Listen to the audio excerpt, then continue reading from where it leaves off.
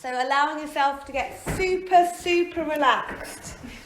You can get cold when you lie down, so staying warm enough. If you came in with a cardigan, you took it off for practice, then maybe put it back on again.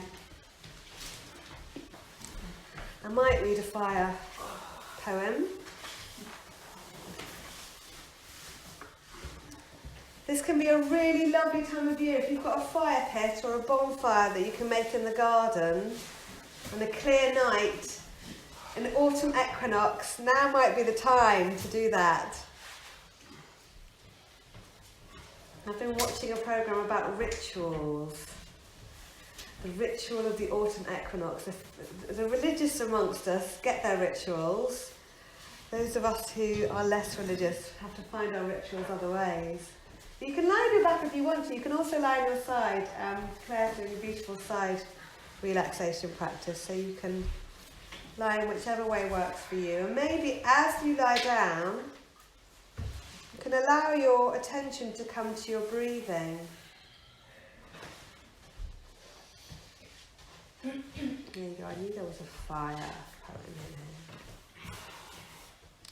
So as you settle, you might bring your attention to your breath, and you might notice that the breath that comes in is a cool breath,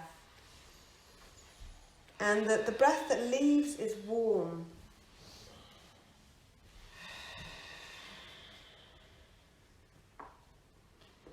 And I love the poetry of John O'Donoghue. And this is from his book Benedictus. But even though he uses the word praise, we can enjoy things without thinking about any God on high. We can just revel in the beauty of something. And maybe it might be nice now as we settle and do any final moving that we might need to do so that we feel super, super comfortable. Maybe noticing whether we feel more comfortable with the hands on our belly or the palms facing upwards. What feels more comfortable for you? You might bring your attention to your heart and allow any of these words to resonate with you or sit in your heart, and if they don't, then just allow them to float away, and know that it is more than okay to be lying here with your eyes open if that feels more comfortable for you. In praise of fire. Let us praise the grace and risk of fire. In the beginning the word was red, and the sound was thunder, and the wound in the unseen spilled forth the red weather of being. In the name of the fire, the flame and the light, praise the pure presence of fire that burns from within without thought of time. The hunger of fire has no need for the reliquary of the future. It adores the eros of now, where the memory of the earth in flames that lick and drink the air is made to release its long-enduring forms in a powder of ashes left for the wind to decipher.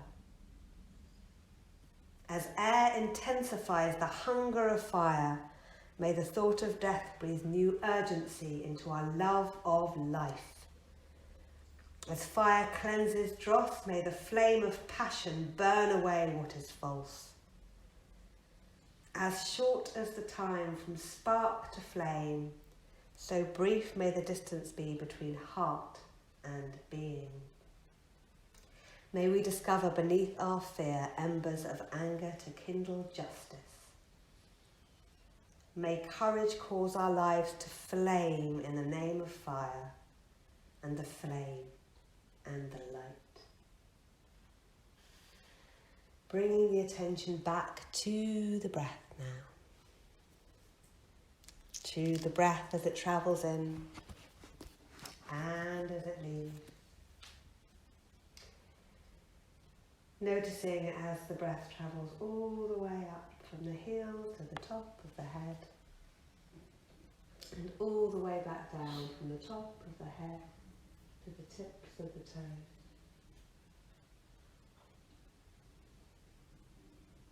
And as each part of the body is mentioned, there's no need to move at all, but you may imagine that a spark of light occurs at each spot that is mentioned. A spark of light at the right hand thumb, the right first finger, second finger, third finger, fourth finger, a spark of light at the palm of the right hand, at the back of the right hand, the right wrist, elbow, armpit and shoulder. The illumination of the right arm and hand, bright, sparky light. The light of the right collarbone, the breastbone, the right side of the waist, right hip, thigh, knee, ankle. Bright light at the base of the right foot and the top of the right foot, the right big toe, second toe, third toe, fourth toe, little toe. The whole of the right side of the body, shining light. Becoming aware of a spark at the left hand thumb, the left first finger, second finger, third finger, fourth finger, little finger. The palm of the left hand and the back of the left hand, the left wrist, forearm, armpit and shoulder. So that the whole of the left arm is lit. The brightness of the left arm, the left collarbone, the left breast and breastbone. The left side of the waist, left hip, thigh, space behind the knee, ankle, top of the left foot, base of the left foot, left big toe, second toe, third toe, fourth toe, little toe. The whole of the left side of the body. The pubic bones, the navel, the fire in the belly, the solar plexus, the pit of the throat, the tip of the tongue, the root of the tongue, the tip of the nose, right cheek, right ear, left ear.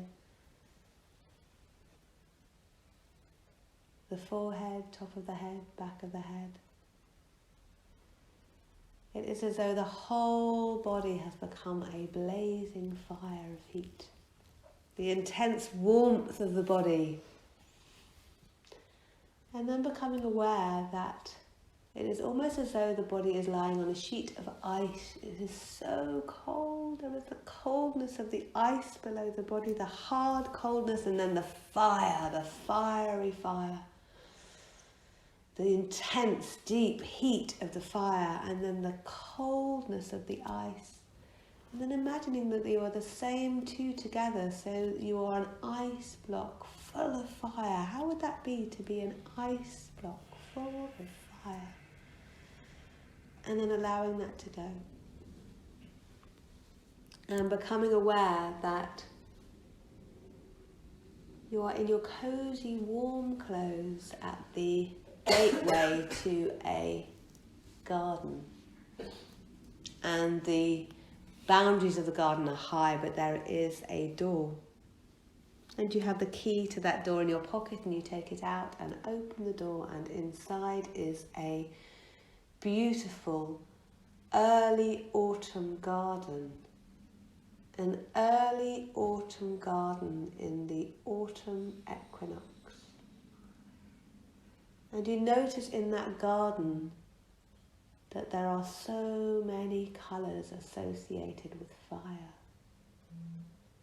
The tips of the trees are turning orange and purple and red,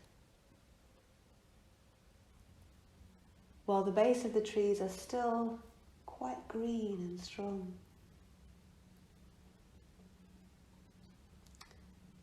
The daisies are still out, but there is a tinge of cold in the air, and it has taken longer than normal for the dew to leave. There is a freshness in the air as you breathe, and you notice that in the corner of a garden there is a bonfire. And you move over to the bonfire and you warm your hands against the cold. And you stare into the flickering flames. And you notice as you stare into the flames that the dusk is coming on. And it is becoming dark and the moon is rising in the sky. And it is a full harvest moon. And although the night is dark and the stars are out, the moon is so bright and light that it lights up the whole of the garden, and you bask in the moon's light as you are warmed by the flickering flames of the fire.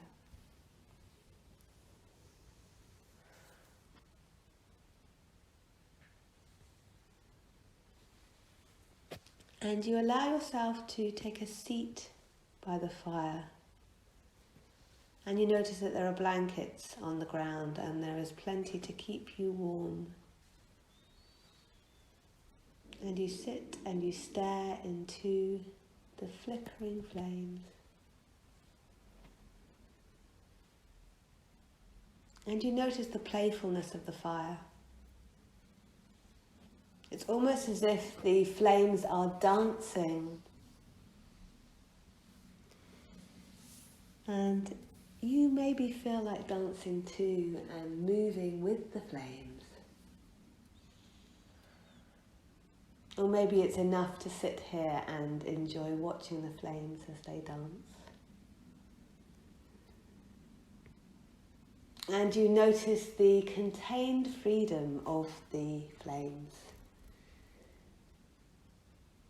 They could run wild and destroy the garden, but they stay. The wind is soft and gentle, and the flames stay within the bounds of the bonfire.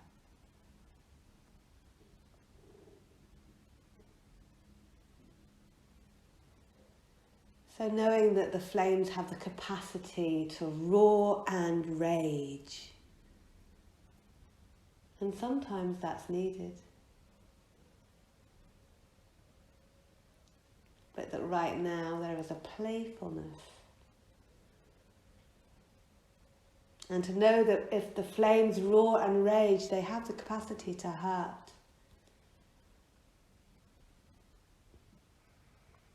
And to know that raging can be good, but raging that hurts is not.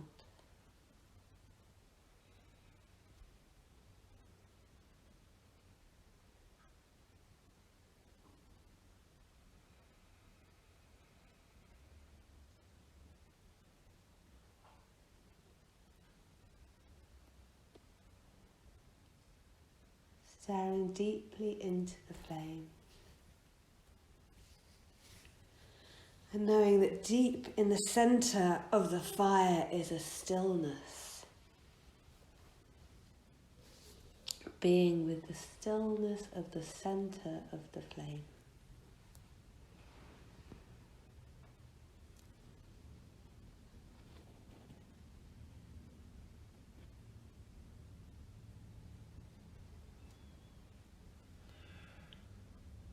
And as you get up and leave the garden now, you know that you can take with you anything that you want, and that the garden will always be here for you as you open the door of the garden. Lock it safe, knowing that it will all be here for you whenever you choose.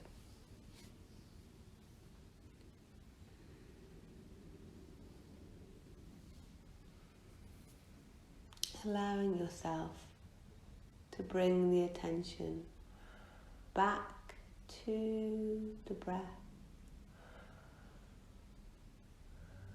Noticing now the breath as it travels all the way up from the heel to the top of the head. All the way back down from the top of the head to the tips of the toes. Being with the breath.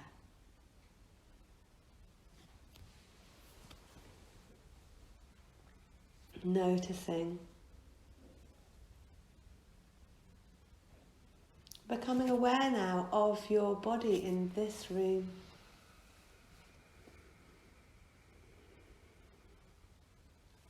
Noticing the weight of your body as you lie here on the mat in this room. Becoming aware of your place in this room, of the other people in this room maybe. And knowing now that you can start to wake up the body and wake up the mind and wiggle the fingers and wiggle the toes and maybe even touch the thumb to each finger in turn. And as you start to move and stretch and do anything that you might need to do to feel super lovely, you know that you can take anything that you like from this practice into this week and leave anything behind. And if your feet are over a bolster, you might want to roll the bolster away, and it can be really nice, regardless of how you've been lying, to bring your knees into your chest and have a little rock from side to side as we come to the close of this Autumn Equinox Yoga Nidra practice.